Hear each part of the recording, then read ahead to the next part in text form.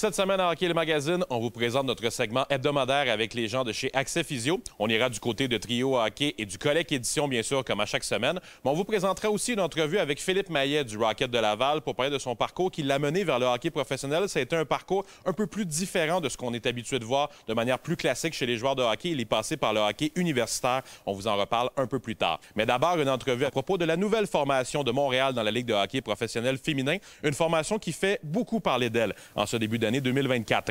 Mesdames et messieurs, bienvenue à Hockey le Magazine.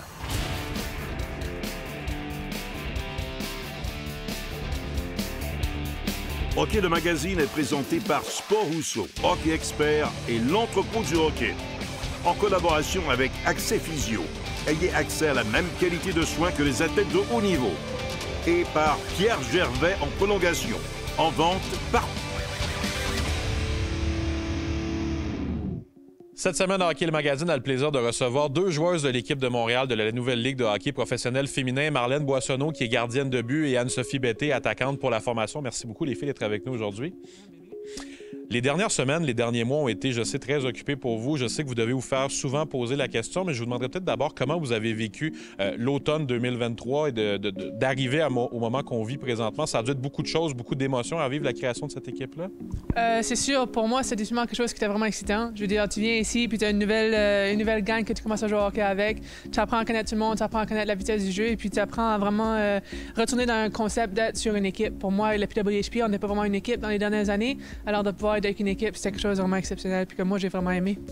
Anne-Sophie, tu avais un aspect aussi en étant peut-être un petit peu plus expérimentée aussi. Tu connaissais, je suppose, peut-être davantage les joueuses, mais toi aussi, il y avait beaucoup de choses à apprivoiser. Bien, c'est sûr. Quand on regarde même le camp d'entraînement qui était à mi-novembre, on dirait que c'est des lunes derrière, mais le moment qu'on est aujourd'hui ne pouvait pas arriver aussi rapidement. Quand on pense le premier match qu'on a joué contre Ottawa, c'était quand même des beaux moments. Puis maintenant, on va éventuellement avoir le premier match ici à Verdun, donc ça en dit long. C'est sûr que chaque équipe sont dans le même bateau, dans le sens que tout le monde, c'est une nouvelle équipe. Donc, le plus rapidement qu'on est capable d'aller chercher cette chimie à l'extérieur de la glace, le mieux que ça va être pour les performances sur glace. On restera peut-être avec toi, Anne-Sophie. Qu'est-ce que tu as pensé? Quelles ont été tes premières impressions du calibre de jeu, du début de la Ligue, des premiers matchs sur la glace au côté hockey? Comment tu as trouvé ça? Bien, de mon côté, c'est sûr que qu'est-ce qui m'a surpris le plus, c'était la physicalité. Je pense qu'on en parle beaucoup, mais à quel point un peu les mises en échec sont maintenant plus permissibles sur le long des rampes, naturellement. Mais ce côté de la rapidité du jeu, l'exécution. C'est sûr qu'en début d'année, vu que ça faisait quand même longtemps qu'on n'avait pas joué, on va se dire les vraies choses. L'exécution n'était pas parfaite, mais la saison est tellement courte que chaque match, chaque période est extrêmement importante. Mais pour moi, c'est vraiment la physicalité et la rapidité du jeu qui a changé ou qui a été modifiée. Marlène, de ton côté, tu formes un duo de gardienne de but avec Anne-Renée Desbiens, qui est, on le sait, l'une des gardiennes les plus connues mondialement, qui joue avec l'équipe canadienne. Ça doit être un beau défi pour toi de partager le filet avec elle puis d'évoluer avec cette gardienne-là aussi? Ah, c'est sûr. Elle a beaucoup d'expérience, puis elle connaît le jeu vraiment bien. Alors, c'est sûr de pouvoir être duo avec elle ou un trio, finalement, c'est d'être vraiment... c'est vraiment quelque chose d'exceptionnel, puis de pouvoir être sur la glace chaque jour avec elle, ainsi que le reste de l'équipe qui ont beaucoup d'expérience. À l'avant, on a Marie-Philippe Poulain, on a plusieurs filles qui ont beaucoup d'expérience sur l'équipe. Alors, tout simplement, l'expérience puis le plaisir du jeu est juste exceptionnel de pouvoir avoir autant de filles avec autant de différentes expériences. Tu parles justement de autant de filles avec autant d'expérience. Il y avait, je suppose, un côté chimie à créer, une famille à créer. Comment ça s'est passé au camp d'entraînement puis dans les semaines qui ont suivi pour que vous formiez l'équipe de Montréal maintenant que vous êtes tous ensemble? Mais dans le fond, on a toujours le même but. À la fin de la journée, le même but, c'est on veut avoir un championnat à la fin de l'année. Alors, tout le monde fait ce qu'ils ont besoin de faire pour pouvoir se rendre là. Puis à la fin, c'est tout uni. Alors, ça fait vraiment une chimie vraiment proche. Puis je veux dire, on se connaît tous vraiment bien. Tu es ensemble depuis le 14 novembre. Ça fait vraiment longtemps qu'on est ensemble. Comme tu dis, plusieurs lunes. Alors, on se connaît vraiment bien. Puis à ce point-ci, c'est tout le même but. Alors, on fait tout ce qu'on a besoin de faire. Chacun nos propres rôles pour avoir un but ultime ensemble. Anne-Sophie, sur la patinoire, tu as vécu plusieurs époques du hockey féminin. Tu es l'une des joueuses les plus expérimentées qu'on a dans le programme.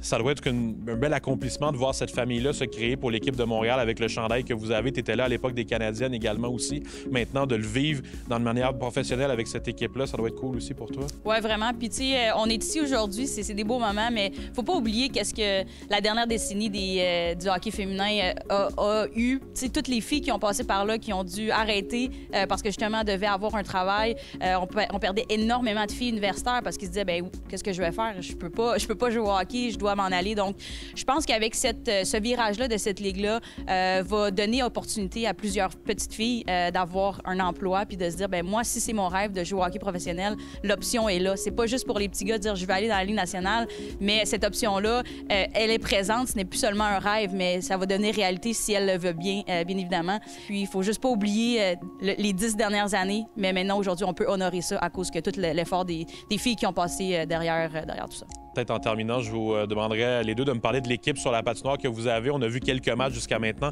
Comme je mentionnais, on est au début du mois de janvier. On apprend à connaître votre équipe. Quel genre d'équipe les amateurs peuvent s'attendre à voir au fil des prochains mois, au fil des prochaines semaines? Peut-être en commençant avec toi, Marlène. Je pense que on va des filles vraiment, c'est dur à dire en français, mais relentless. En voulant dire qu'on lâche pas. Je veux dire, ça se peut que certains jeux vont pas de notre façon, que nos passes sont pas claires, mais on est une équipe que les pleines 60 minutes, tu peux s'attendre que le Montréal vont être vraiment fort. Et même avec Anne-Sophie, on a vu que c'est même plus que 60 minutes dans le premier match. Ça a même été dans la prolongation qu'on a continué à avoir du succès. Oui, c'est exact. Mais tu sais, c'est le fun parce que si on fait référence au premier match, Anne-Renée nous a tenus dans le match tout au long des 3 périodes, puis on tirait toujours de l'arrière. Donc, Ottawa faisait un but, on en faisait un. On n'a jamais abandonné, comme Marlène disait, puis c'est vraiment ce travail d'équipe-là qui va faire en sorte qu'on est capable de sortir vainqueur. Puis, pour moi, c'était une belle lueur de pouvoir contribuer à cette victoire-là, mais c'était vraiment une victoire d'équipe. Puis je pense qu'au travers de l'année, on va devenir de meilleur en meilleur pour donner le meilleur produit sur la glace. Ça a été vraiment un beau moment, en tout cas, ce but-là que tu as marqué dans le premier match. Félicitations pour ça. Félicitations pour l'équipe que vous avez montée. On va vous suivre au cours des prochaines semaines, des prochains mois, puis des prochaines années également. Merci beaucoup. Bonjour tout le monde, Danick Martineau au Collecte Édition, encore en compagnie de mon ami Pierre. Salut. Un autre quiz sur les cartes d'hockey aujourd'hui. Oui. Un produit très populaire, surtout pour les Future Watch Auto. C'est un gros morceau. Le SP authentique. Le 3e produit le plus populaire de l'année, je dirais, après Upper Deck 1 et 2. Les Future Watch, c'est les cartes signées les plus populaires du hobby. Easy. Et est-ce qu'on pourrait dire que c'est un peu comme une version signée des Young Guns? C'est comme la carte officielle recrue, mais autographiée pour les Future Watch Auto. Ouais, on pourrait dire ça. Puis c'est le fun aussi, c'est qu'ils sont limités. Il y en a sûrement 999 de chaque. Méchant beau produit. Oui. Très populaire. Et la question du jour en lien avec le SP authentique. Les cartes Future Watch Inscribe sont une variante spéciale sur lesquelles les joueurs écrivent leur journée de repêchage. Combien en existe-t-il pour chaque joueur? Est-ce que c'est A, 10, B, 50 ou C, 100? La réponse après la pause.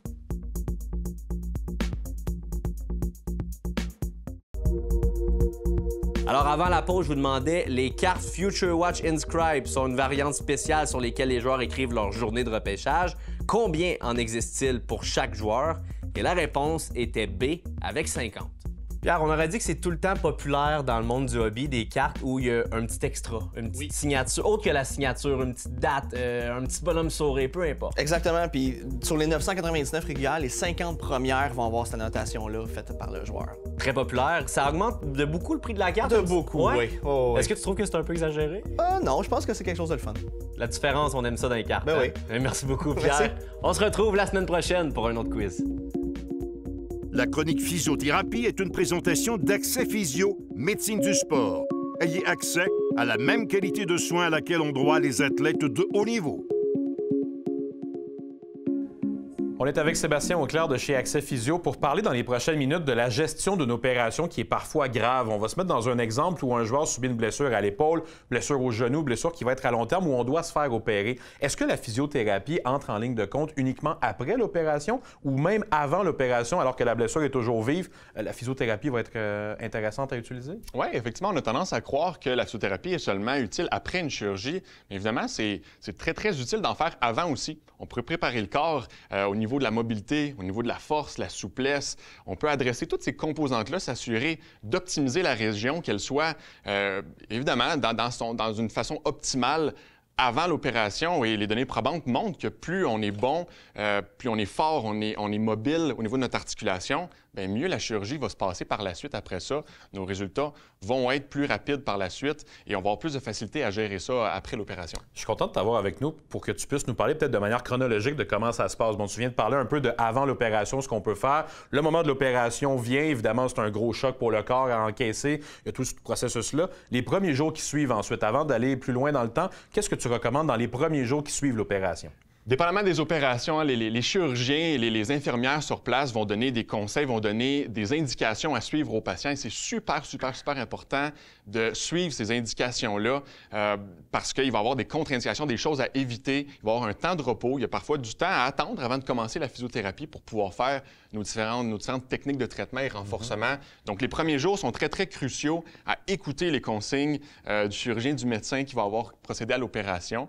Et par la suite, quand les gens ont le hockey pour commencer la physiothérapie, évidemment, c'est de commencer le plus vite possible. Dès qu'ils ont le hockey, de commencer, d'avoir leur rendez-vous, passer à l'évaluation et ensuite, nous, commencer déjà les traitements pour accélérer le processus qui soit le plus optimal possible. Sébastien, lorsque le jeune vient te voir, ou peu importe que ce soit un adulte ou un jeune vient te voir, il a eu son opération, toi, c'est toute une prise en charge qui suit ensuite parce que là, tu vois les prochaines semaines, les prochains mois arriver et il va y avoir tout un long cheminement qui va mener éventuellement à un retour au jeu. Mais comment tu gères ces moments-là et comment tu t'assois avec la personne en question pour définir tout ça?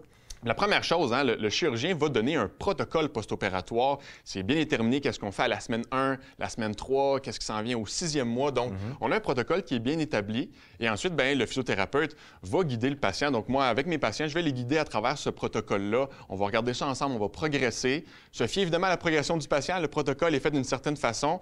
Des fois, les patients peuvent être un peu plus lents que le protocole. C'est à nous de s'ajuster, mais vraiment, il faut écouter, il faut suivre ce protocole-là comme il faut. Et nous, après ça, on va pouvoir progresser tranquillement, pas vite, comme tu l'as mentionné, vers le retour au jeu, en progressant nos techniques de traitement, évidemment, mais les exercices à la maison aussi, autant en termes de force, mobilité, éventuellement peut-être intégrer un petit peu plus des mouvements fonctionnels là, avec ça par la suite. Sébastien, je serais curieux de savoir, ça doit être stimulant dans ton travail d'amener un joueur qui s'est blessé à l'épaule au mois de septembre puis de le guider vers un retour au jeu qui parfois est 9 mois, 12 mois après.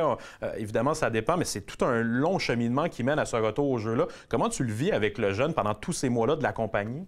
Oui, évidemment, le retour au jeu part dès le jour 1. On travaille sur la mobilité. Dès qu'on peut se le permettre avec le protocole, évidemment, on commence à intégrer de la force, de la flexibilité. Donc, on y amène tranquillement le patient fonctionnellement ou juste de ces différentes petites composantes-là à pouvoir effectuer les mouvements de son sport. Et par la suite, c'est là qu'on va réintégrer des mouvements peut-être un peu plus complexes, des squats ou des entraînements un petit peu plus fonctionnels qu'on va aller faire. Par la suite, on va intégrer évidemment les entraînements plus spécifiques à ce sport-là, comme dans notre cas ici, le patin, ou si on parle de l'épaule, les tirs frappés peut-être, donc d'aller tranquillement progresser vers ça, avant de s'en aller vers des pratiques qui sont un petit peu plus complexes, sans contact évidemment.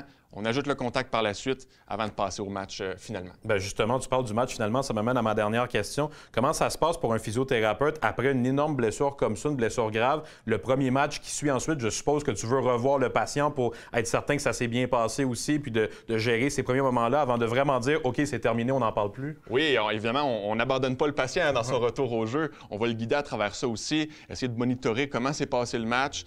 Dans le meilleur des cas, c'est pour ça aussi les professionnels, il va y avoir un thérapeute qui est là sur place pendant le match pour le monitorer. Mais au niveau des amateurs, on veut revoir très rapidement le patient par la suite pour voir comment ça s'est passé, comment on peut essayer de modifier certaines choses s'il y a des petites composantes qui ont moins bien été et par la suite, essayer d'aller vers le sans douleur et de revenir à ce qu'on était avant. Sébastien Auclair, merci beaucoup d'avoir été là. Merci à toi.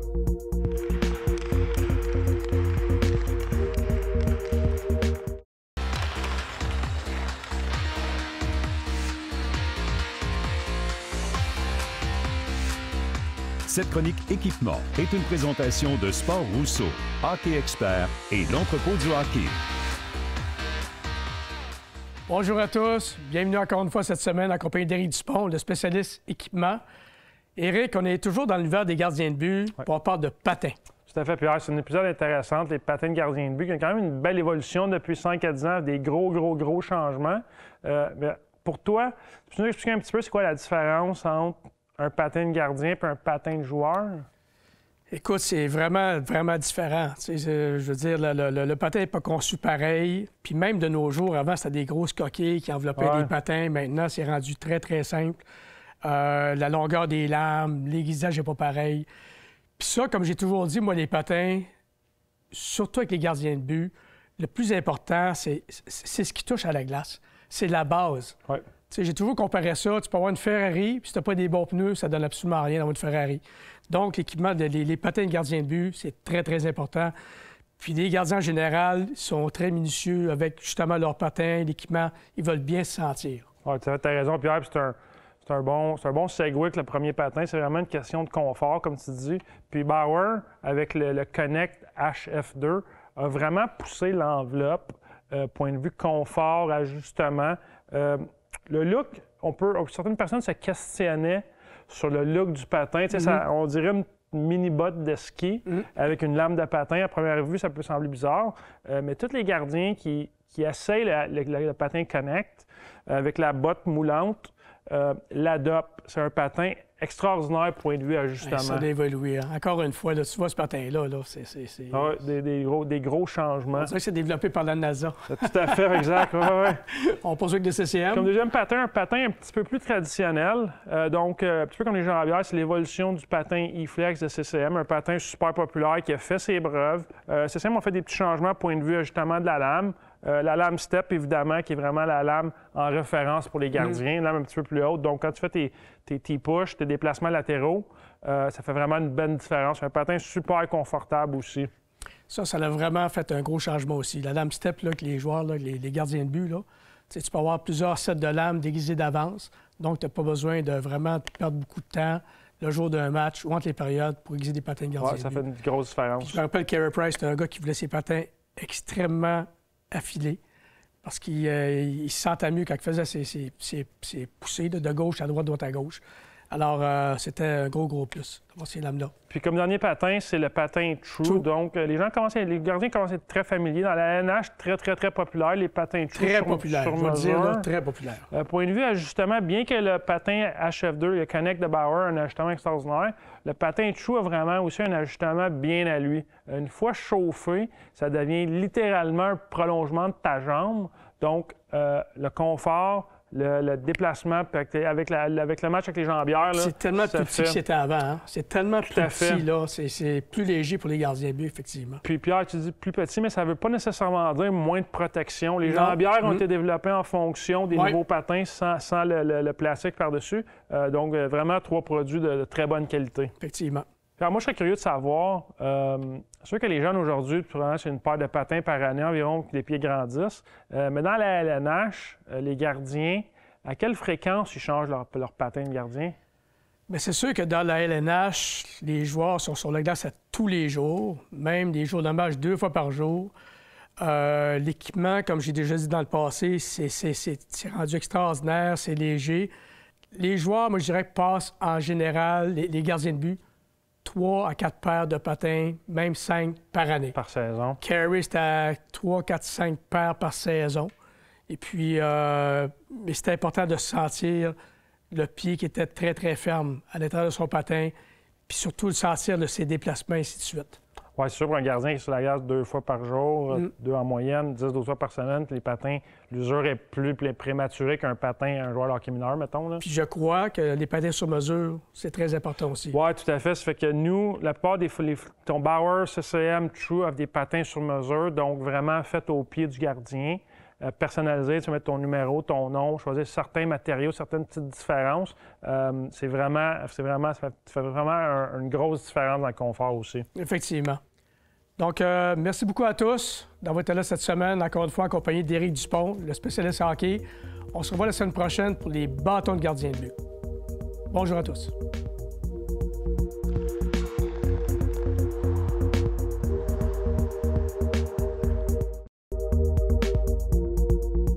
Cette semaine, à Hockey le Magazine, on a le plaisir de recevoir l'attaquant du Rocket de Laval, Philippe Maillet, qui est avec nous. Philippe, merci d'être là aujourd'hui. Ça fait plaisir. Philippe, tu es originaire de Lachenay et j'avais envie de revenir avec toi sur tes années qui t'ont mené vers le hockey professionnel. C'est quoi tes premiers souvenirs d'abord de hockey mineur quand tu as commencé? C'était quoi le début de tout ça?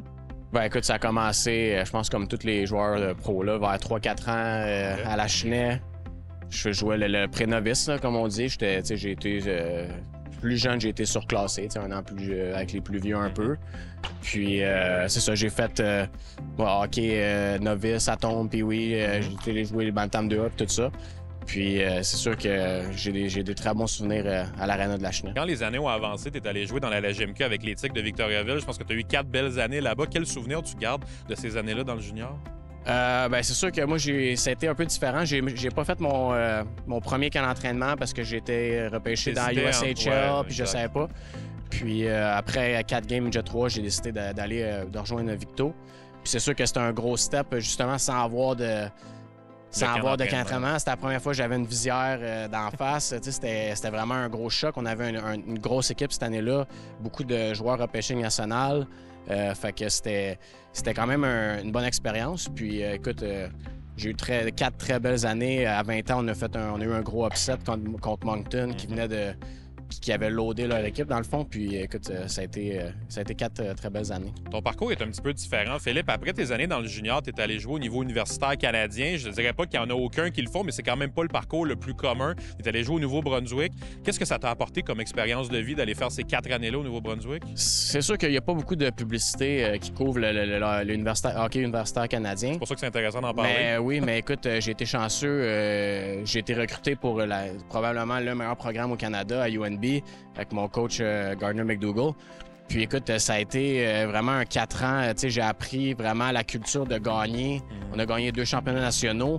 Puis comme vraiment, il y a une raison pourquoi que les grosses équipes dans la nationale, les Pingouins, les Golden Knights, que tu vois qu'à chaque année sont là, c'est vraiment une question de culture, de mentalité, d'impratique.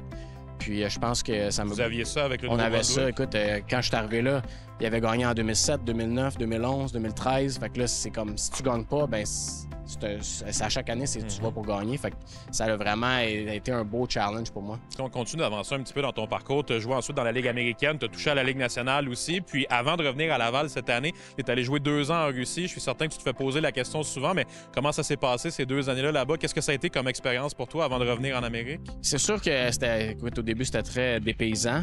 Puis, dans un contexte pas facile aussi. Oui, bien, quand j'ai commencé là-bas, tout était correct. Puis là, écoute, il y a eu une coupe de... C'est sûr qu'en ce moment, c'est vraiment pas l'idéal. Pas la destination vacances la plus populaire. Non, pas du tout.